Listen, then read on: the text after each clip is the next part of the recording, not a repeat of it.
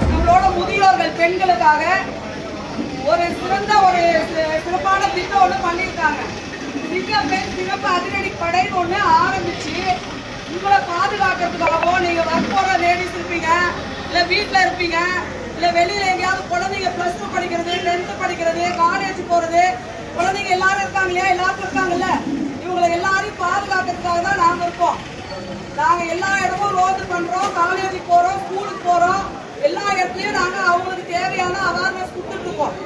இதை நீங்களும் தெரிஞ்சுக்கணும். பேரண்ட்டுக்கு வந்து குழந்தைங்க கொஞ்சம் எங்க போறாங்க வராங்க அப்படின்றத கொஞ்சம் கண்காணிக்கணும்.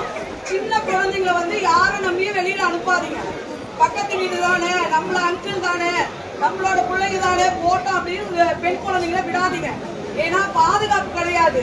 நிறைய அஃபென்ஸ் நடக்குது பாக்குறீங்கல்ல, எல்லாமே சின்ன 3 வயசு குழந்தைய அபியூஸ் பண்றாங்க, 5 வயசு குழந்தை, 7 வயசு குழந்தைங்க, அந்த மாதிரி நிறைய நடக்கிறதுனால நாமளும் கொஞ்சம் பாதுகாப்பா இருக்கணும். பெண்கள் வந்து குழந்தைகளை எங்கேயும் தேவையில்லாம பக்கத்துல இடத்துல அனுப்பாதீங்க. உங்களோட பாதுகாப்புல வச்சுக்கோங்க. 14 வயசு குழந்தை பாத்ரூம் போறோம் போய் அந்த குழந்தைய அபியூஸ் பண்றாங்க, அந்த மாதிரி தனியா யாரும் அனுப்பாதீங்க. பெண் பிள்ளைகளை கூட துணையோட போங்க, அவங்களுக்கு பாதுகாப்பா இருக்க. உங்களோட நாங்க இருக்கோம். இனிமே இதுக்கு தான் போட்டிருக்காங்க. நாங்க எல்லா ஏரியாலையும் மூவ் பண்ணிட்டு இருக்கிறோம். ஏதாவது எங்களுக்கு பிரச்சனை மேடம் அப்படின்னு சொன்னீங்கன்னா 1091க்கு கால் பண்ணுங்க. 1091 பண்ணீங்கன்னா உங்க இடத்துக்கு நாங்களே வந்துருவோம்.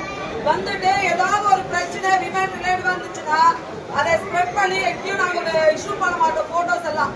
அதனால நீங்க தைரியமா எங்ககிட்ட சொல்லுங்க. அதுக்காக அவங்க எது பாதிப்புக்கு உள்ளாக்குறானோ அவனுக்கு கண்டிப்பான தண்டனைகள் கிடைக்கும். சட்டத்துல நிறைய அவங்களுக்கு வந்து 20 ஆண்டு 25 ஆண்டுகள் வந்து தண்டனைகள் கிடைக்கும். அதனால நம்ம எந்த ஒரு பிரச்சனை நடந்தாலும் உடனே சொல்லுங்க.